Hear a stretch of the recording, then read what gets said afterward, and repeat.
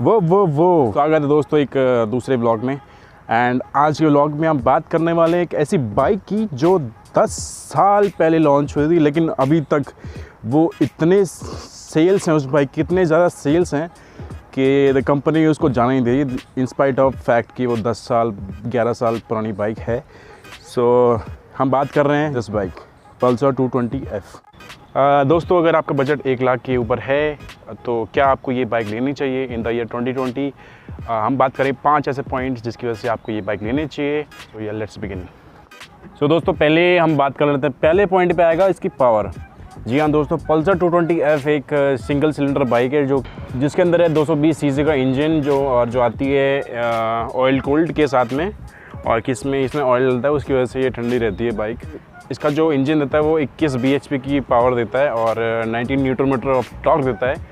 हालांकि BS6 जो अभी वेरिएंट्स आए हैं 2020 में, और उसमें पावर थोड़ा सा इसमें कम कर दिया गया है, पर ज़्यादा फ़र्क नहीं है। पावर तो अराउंड 21 bhp के आसपास है, और इसकी पावर इतनी है, यू कैन इमेजिन कि ये 0 से 100 अंडर 10 सेकंड के आसपास ये पहुंच जाएगी, 0 to 100। एंड इसकी बात करें इसकी परफॉर्मेंस की, तो मैं आपको बताना चाहता हूं कि साल जब ये बाइक लॉन्च हुई थी 2009 के आसपास में, तो इसे फास्टेस्ट इंडियन का खिताब दिया गया था। ये उस टाइम की इंडिया में बनी हुई सबसे फास्टेस्ट बाइक थी मार्केट में। तो आज भी 12 साल बाद भी ये बाइक एक बहुत अच्छा परफॉर्मेंस दे देती है। एंड नो डाउट, इसके बारे में कोई डाउट मत रखना कि ये बाइक बहुत डिसेंट परफॉर्मेंस देगी। एंड कंपेयर टू इसका प्राइस देख के आपको, अगर आप इसको प्राइस देखते हैं 1,70,000 जिसकी वैल्यू है, उसके अकॉर्डिंग तो ये बाइक परफेक्ट है। आपका बजट है 1 लाख से थोड़ा ऊपर। एंड इसकी टॉप स्पीड जो कंपनी क्लेम करती है वो है around 135 kilometre per hour. But मैं पर्सनली आपको बताऊंगा, लेकिन आप यकीन करें या ना रखें, बट मैं इसको 148 149 तक लेके गया हूँ पर्सनली। एंड मे बी इसका स्पीडो एरर हो सकता है, बट जो मैं मीटर में जो बता रहा हूँ रेटिंग आई थी वो मैं आपको बता रहा हूँ 140 149 के करीब है। पर्सनली मैं रिकमेंड नहीं करूँगा, बिकॉज ये जैसे 135 के ऊपर इसका रेड लाइन स्टार्ट होता है, और जब भी बाइक रेड लाइन पे दौड़ती है तो उसका इंजन में बहुत फ़र्क पड़ता है, एंड इसके बहुत इंजन की लाइफ कम होती है basically. So I would recommend not to go beyond 135। तो इट्स अ डिसेंट परफॉर्मर। आपकी टॉप स्पीड देखी जाए तो ये काफ़ी सारे बाइक के टक्कर की है, आपकी R15 की टक्कर की बाइक है। हाँ, ऑल दो R15 जीत जाएगी बिकॉज इसका वेट भी कम है, ऐसी बात नहीं है। बट इसका बाइक का वेट 150 किलो है एंड R15 का वेट अराउंड 135 किलोग्राम। तो weight obviously plays a factor when it comes to hard core acceleration and stuff like that. So definitely अगर आप इसके पावर पे जाना चाहते हैं तो कोई डाउट मत रखिए, this bike is pretty powerful and आपको डिसअपॉइंट नहीं करेगी, मैं आपको इतना कह सकता हूँ। इसका एक्सेलरेशन बहुत ज़बरदस्त एक्सेलरेशन है। एंड मेरे हिसाब से आप ट्रैफिक पे रुकेंगे, आप रेड लाइट से ग्रीन लाइट होगी सब, तो आई थिंक सबसे आगे बाइक आपकी होगी, ये मैं गारंटी दे सकता हूँ। अनलेस हम कोई हायाबुसा सुपर बाइक खड़ी हो, तो it has a good power basically. इसकी पावर में कोई डाउट मत रखो ना। सो या definitely you can go for it. आप बेफिक्र हो कि आप इसका खरीद सकते हैं। अगर पावर की आप अगर देख रहे हैं तो उसमें कोई डाउट मत रखना, इट्स अ गुड परफॉर्मर। सो दोस्तों, दूसरा पॉइंट आता है हमारा इसके DRL लैम्प्स। जी हाँ दोस्तों, सेकंड पॉइंट आएगा इसके DRL हेडलैम्प्स, जो कि जब ये बाइक लॉन्च हुई थी 2009 में, ये बाइक इकलौती ऐसी बाइक थी जिसके पास प्रोजेक्टर हेडलैम्प थे। उसकी लाइट में कोई आप डाउट ही मत रखना, इतनी अच्छी आपकी जो लैम्प्स हैं, इसके प्रोजेक्टर लैम्प्स हैं, वो आपको रात में इतनी अच्छी रोशनी देंगे, इसका कोई जवाब नहीं, इसका कोई तोड़ ही नहीं है। आपको एक्स्ट्रा लाइटिंग की कोई ज़रूरत नहीं पड़ेगी, मैं आपको ये लिख के दे सकता हूँ। I can vouch for that. अगर आप पल्सर 220F ले रहे हैं तो आपको नाइट की जो राइडिंग है वो बिल्कुल आप बेफिक्र होकर चलाइए। आपको कोई ऑक्सिलरी लाइट्स लगाने की कोई ज़रूरत पड़ेगी नहीं। इसमें 2 प्रोजेक्टर हेडलैम्प्स आते हैं, एक लो बीम आता है एंड हाई बीम आता है, और दोनों की लाइटें बहुत ही ज़बरदस्त है। लेकिन जो हाई बीम है वो बहुत दूर तक लाइट फेंकता है। चलो थोड़ा डेमो देखें लाइट्स का रात में। ये है बाइक की लो लाइट और ये है अब हाई लाइट। तो आप देख सकते हैं कितना ज़्यादा फ़र्क है इसमें, लाइट बहुत दूर तक जा रही है लाइट।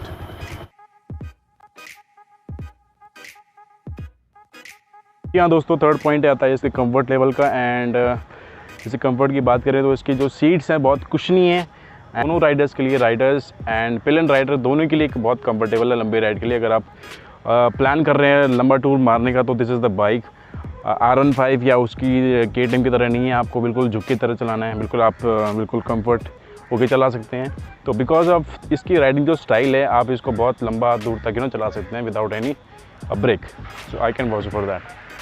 एंड पर्सनली इसको मैं लेके गया और अनंतपुर तक लेके गया हूँ उसमें। तो आई थिंक मैंने जो राइड किया है वो 800+ किलोमीटर्स राइड किया है। You can't imagine 800+ kilometres on R15 और KTM में तो आप बिल्कुल इमेजिन नहीं कर सकते। सो अगर आप प्लान कर रहे हैं कहीं वीकेंड ड्राइव की तो डेफिनेटली आप इसको बाइक को ले सकते हैं। कंफर्ट में इसका कोई मैच नहीं है।